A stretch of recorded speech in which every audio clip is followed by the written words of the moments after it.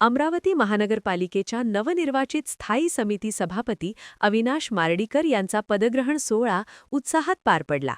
या सोहळ्याला आमदार सुलभा खोडके आणि आमदार संजय खोडके यांची प्रमुख उपस्थिती होती.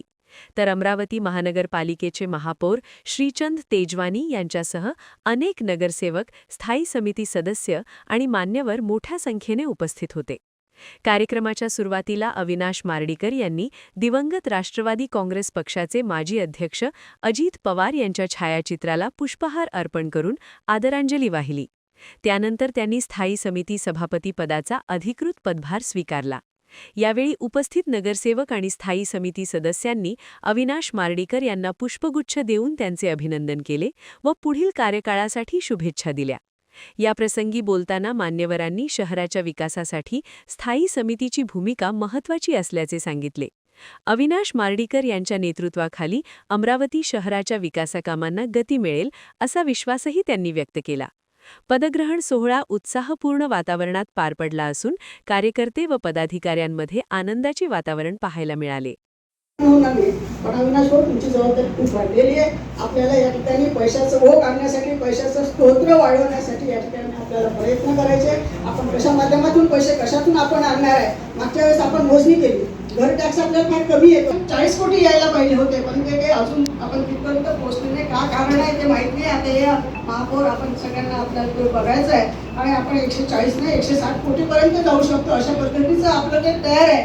आता 160 कोटी रुपये, कारण शेवटी आपण महानगरपालिका चालवायचं, महानगरपालिकेच्या माध्यमातून काम करताय. सगळेच कामं आपण शासनाकडनं पैसे आणून करतो म्हटलं तर होत नाही. तर महानगरपालिकेचं सुद्धा स्तोत्र आपल्याला वाढवा लागेल आणि त्याच्या आपल्याला या ठिकाणी लोकांवर सुद्धा बोजा पडणार नाही. पण या ठिकाणी महानगरपालिकेच्या नगरसेवकांना सुद्धा आपल्याला काही निधी देता येईल, तिथून काम करता येईल, यासाठी जो प्रस्ताव आपला आहे.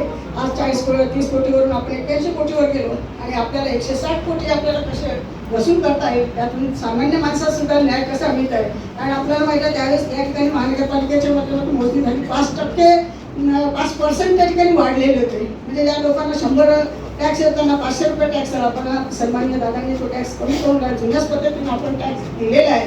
फक्त घराची मोजणी वाढली, कारण मोजणी असल्यामुळे लोकांना टॅक्स येत होता. आता आपल्याला लोकांवर बोजा नाही टाकायचा, पण मोजणी केल्यामुळे त्या मोजणीप्रमाणेच आपल्याला पैसे घ्यायचे आहेत. म्हणून वसुलीची जी यंत्रणा आहे त्या माध्यमातून आपण या ठिकाणी हे उत्पन्न सुद्धा वाढवा आणि इतर काही स्तोत्र आहे त्यामध्ये महानगरपालिकेच्या माध्यमातून त्या जुन्या बिल्डिंग्स आहेत, महानगरपालिकेचे जे आपले टावर आहेत त्याला सुद्धा आपल्याला कसं हे करता येईल, युटिलाइज करता येईल, आपल्याला कसं उत्पन्न वाढवता येईल. कारण उत्पन्नाचं साधन आहे. आपल्या खुर्चीवर बसल्यानंतर महापौर तुम्ही असेल, स्टँडिंग कमिटी चेअरमन असेल किंवा या ठिकाणी चैतन्य गावंडे असेल आणि असणारे सगळे नगरसेवक मिळून या ठिकाणी आपल्याला लोकांवर सुद्धा बोला पडला नाही पाहिजे, पैसे सुद्धा आले पाहिजे आणि काम सुद्धा झालं पाहिजे.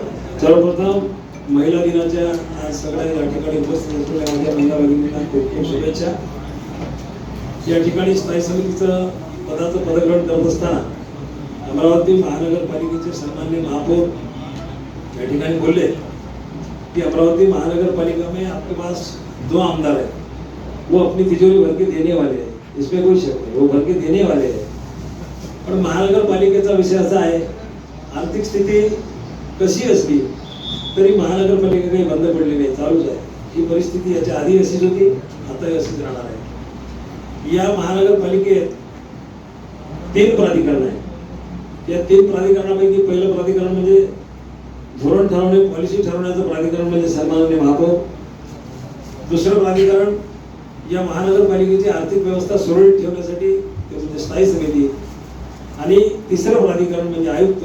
या महानगरपालिकेच्या आर्थिक व्यवस्थेचा आणि सर्व रंगाळा चालून त्याला खऱ्या अर्थाने इम्प्लिमेंट करण्याची जबाबदारी आयुक्त असल्याचे 3 प्राधिकरण आहे. आता या ठिकाणी सगळ्यांनी बोलून गेले की महानगरपालिकेची तिजोरी आणि चाबी तुमच्याकडे दिली. मला असं वाटतं तिजोरी आपल्याकडे आहे पण चाबी आयुक्ताकडे आहे. तिजोरी जरूर दिली पण चाबी आयुक्ताकडे असल्यामुळे ज्या ज्या ठिकाणी आपण तरतुदी करणार आहोत, ज्या अर्थसंकल्पीय तरतुदी येणार, बजेट तयार होणार, त्या बजेटमध्ये ज्या ज्या तरतुदी देणार आहे त्या तरतुदी या वर्षात ठरवलं की फुगून न देता वस्तुनिष्ठ अर्थसंकल्प द्यायचा, जेणेकरून अमरावती महानगरपालिकेवरती जे दायित्व आहे ते दायित्व कसं कमी करता येईल. पालकमंत्री महोदयांनी कालच सांगितलं की अमरावती महानगरपालिकेला निधीची कमतरता पडू देणार नाही, परंतु काही गोष्टी त्यांनी परस्पर तिकडच्या तिकडेच एक महाराष्ट्र राज्य पायाभूत सुविधा विकास मंडळ निर्माण करून त्या हेडवरून सगळे शासनाचे येणारे पैसे वाढते झाले आहेत. हरकत नाही, चालेल, तरी पण त्यांनी सांगितलं. आणि आता आदरणीय संजय भाऊंनी सांगितलं की अमरावती महानगरपालिकेला, ताईंनी पण सांगितलं की अमरावती महानगरपालिकेला यावर्षी आम्ही 100 कोटी मागितले, पण माननीय मुख्यमंत्री महोदयांनी 50 कोटी त्यासाठी दिले. निश्चितपणे अमरावती महानगरपालिकेला विकासासाठी हे निधी उपलब्ध करून देणारे दोन्ही नेते आहेत आणि राज्यातले माननीय मुख्यमंत्री आणि पालकमंत्री सुद्धा आपल्यासोबत आहेत.